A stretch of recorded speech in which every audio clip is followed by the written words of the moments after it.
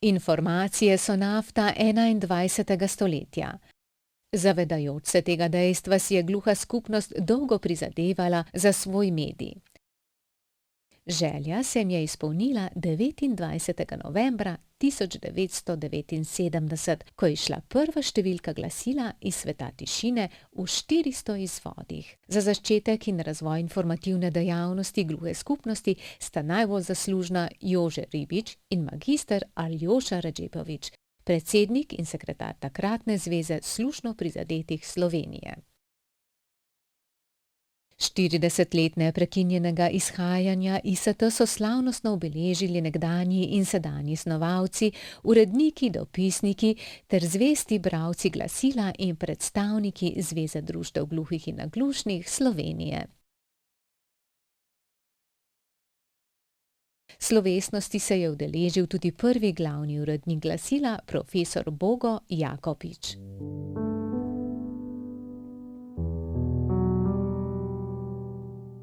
Kolikor se spominjam, smo takrat pisali o aktualnih dogodkih že, tako da smo krajšali nekatere vsebine tistega časa, ne?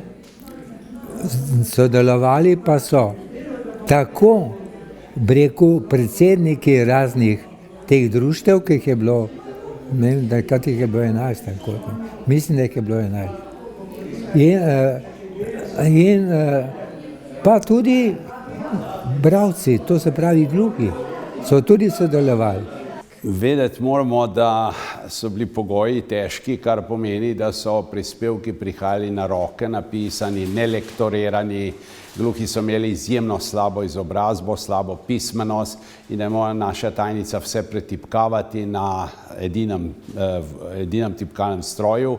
Razmnoževali smo za ciklostilom, bilo zamudno, težko, tako da je potem distribucija nam ni bila jasna, nismo imeli popisov vsega članstva, tako da tisti začetki so bili zelo težki.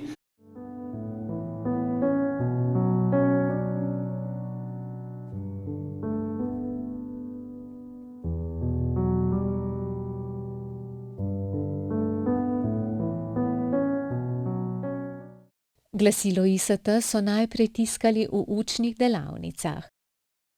Kasneje pa, da bi prihranili denar, je takratno društvo slušno prizadetih Ljubljana kupilo offset tiskalni stroj. Njihovi člani pa so večino tiskarskega dela opravili prostovoljno.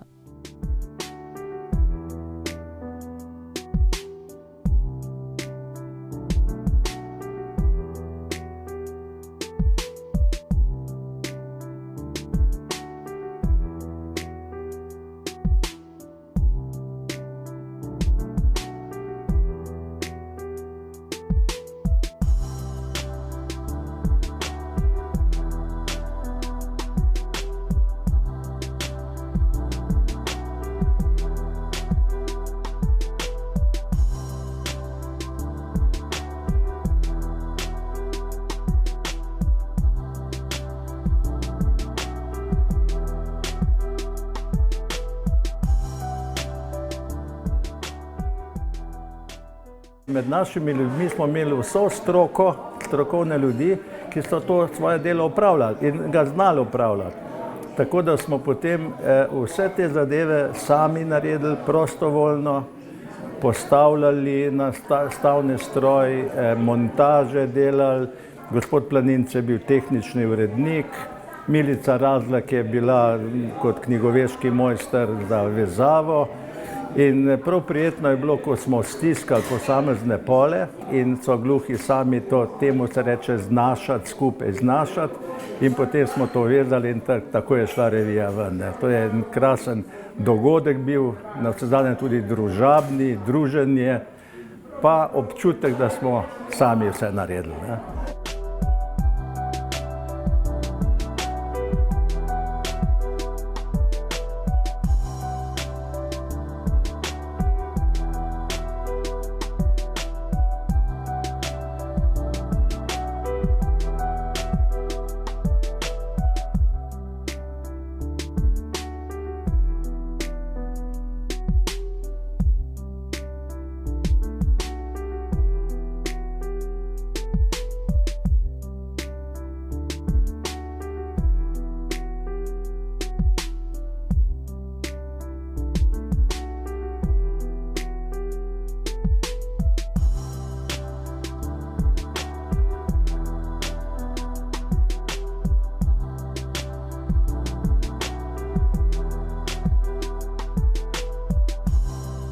Glasilo iz sveta tišine ima dvojno poslanstvo.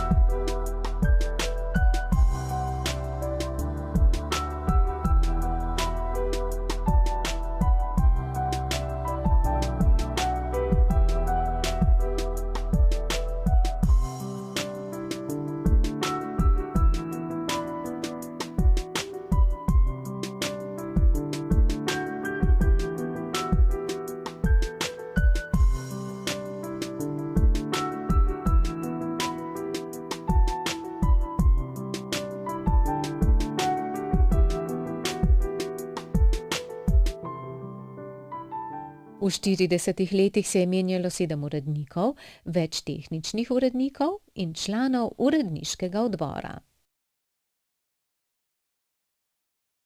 Glasilo je večkrat spremenilo tudi svojo grafično podobo ter se tehnološko in vsebinsko stalno posodablja. Ko sem jaz prevzela Glasilo, je bilo eno tako bolj burno obdobje. Naša država Slovenija samostojna se je ustvarjala, nastajala, organizirala in z tega vidika tudi naša zveza in smo imeli kar nekaj takih organizacijskih, vsebinskih, upravnih, finančnih težav. Beležimo vedno več prejemnikov med invalidskimi organizacijami, knjižnicami, šolami, ministrstvih. Tako da pravzaprav smo pred leti se odločili, da pošljemo testno izvod vsem tem večjim javnim inštitucijam, od Varuha, Državni zbor, vlada, ministrstvo, ki ta naš časopis redno prejemajo. Kakšen je odziv, lahko rečemo pozitiven, namreč takrat, ko objavimo nekaj iz področja politike, so takrat, bom rekel, te odločevalci zelo pozorni na to, kaj pišemo in kako objavljamo novice, tako da zavedamo se, da je časopis namenjen zelo široki javnosti. Časopis je že kar nekaj časa na voljo tudi v virtualni obliki na spletni strani, kjer si lahko bralci preberejo časopis online. Nekateri članki so pa tudi opremljeni v znakovnem jeziku in sicer z QR kodo.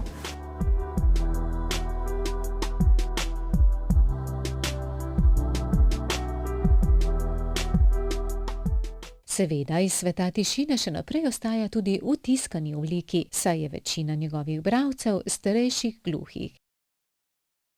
Ti še vedno težko pričakujejo dan, ko IST prejmejo v poštni nabiralnik.